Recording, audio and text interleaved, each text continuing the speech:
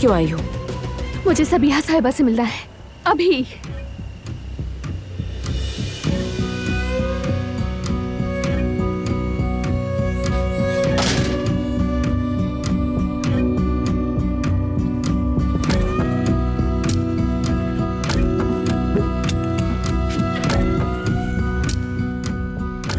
तुम जा सकती हो रेवा।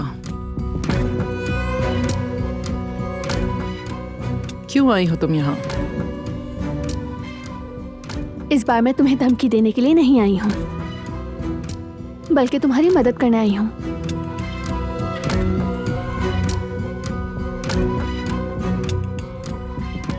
बरान तहकीकात कर रहा है। उस सरमायाकारी में शराकत चाहता है, जाहिर है तहकीकात करेगा। कारोबारी दुनिया में ये आम तरीकाकार है। मगर तुम मुझे खबरदार क्यों कर रही हो? क्योंकि मैं चाहती हूँ तुम बारान से दूर रहो, उसकी ऑफर कबूल ना करो।